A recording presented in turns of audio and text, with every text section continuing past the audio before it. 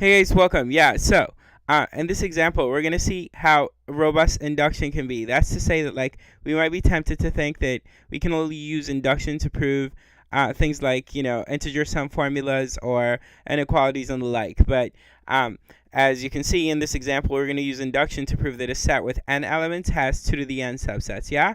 Okay. Cool. Let's get started. Um, First, let's start with the basic case where n equals 1, and this means that we consider a set with just one element in it. And let's call that set A, and let's say that that set A has just the element A1, yeah? Okay, cool. Here, we expect that we have 2 to the first, or 2 subsets. All right, what are they? Here are the 2 subsets, A itself and the empty set. Okay, and then let's move on to case 2. Here, n equals 2, and so we consider a set with 2 elements in it, and let's again call it A, and the 2 elements of A are A1 and A2. And this time we expect 2 to the second, or 4 subsets, yeah? All right, what are the 4 subsets? Here they are. The subset rather, with just A1 in it, and then the subset with just A2 in it, and then A itself, right? And then the empty set. That's 4. Cool. Next, we move to the inductive step, where we let n equal k, and so we consider a set with k elements. And let's say A looks like, the set A with k elements looks like this. Yeah? Okay. Now, here we assume the given statement to be true. That is, we're going to say that this set has 2 to the k subsets, right? And the inductive step, we always assume the given statement to be true.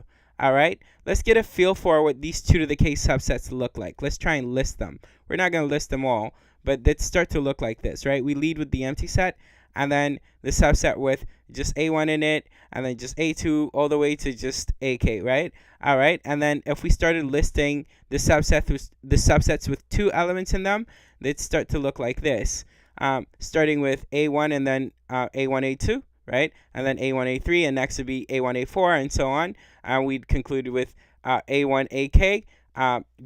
That's if we start with A1. But we could start with A2, and clearly A2, A1 would be redundant because we had A1, A2 here. So we'd have A2, A3, and then A2, A4, and blah, blah, blah. We're not going to be able to list them all, but we're just getting a feel for them, right? And then the subsets with 3 elements would look like this, right? All right. And where to next? Well, the subsets with k minus 1 elements would start to look like this, but again, this is not an exhaustive list. I only listed just one of the subsets with k minus 1 elements in them, right? And there's a lot more. And then finally A.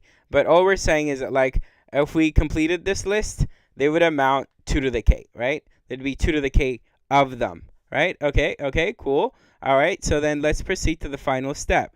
Here, n equals k plus 1, right?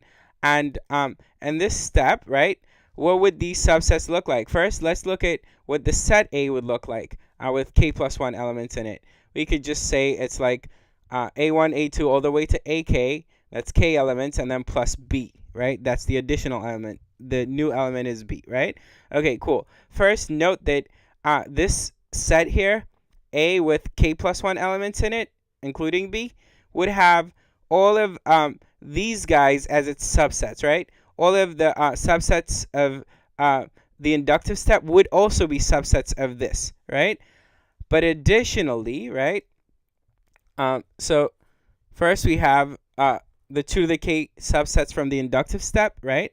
But additionally, we'd have these guys. What are these guys? Well, ignore this B for a second, but we throw a B in here. By ignore this B, I mean just ignore this new subset of this guy, right? That has just B in it. But look at all the other guys.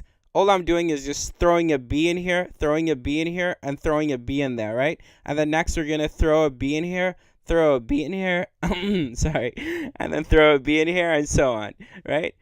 So they'd start to look like this. And then this. I don't think you need me to narrate through this. You get it. We take all of the subsets that we listed in the inductive step, and we throw a B in them. The only one that we cannot throw a B in is the empty set, and additionally, we cannot count the empty set a second time because we already counted the empty set, and these 2 to the k subsets of this set with k plus 1 elements that we said would come from the inductive step, right? Okay, cool. So notice that throwing a b in all of these guys would mean that we have 2 to the k minus 1, but then we have this subset with just b in it, and so that's 2 to the k of them down here, along with the 2 to the k that we had here and the inductive step, right? I hope you follow. If you don't follow, just ask me questions in the comments and I'll answer. But yeah, in total we have 2 to the k subsets from the inductive step. All of the subsets listed in the inductive step, the 2 to the k of them, would be subsets of this guy also, right? But then we have 2 to the k minus 1, these new guys with b thrown, right, in them, right? Yeah, and then plus 1 is like this guy with just b in it, and so that's 2 to the k plus 2 to the k minus 1 plus 1, but that's just 2 to the k plus 2 to the k. That's 2 times 2 to the k, and exponent rules would say that that's 2 to the k plus 1 as desired. Yeah? Okay, cool. I hope you enjoyed this, and again, if you have questions, yeah, ask in the comments and I'll answer it to, the best as I can.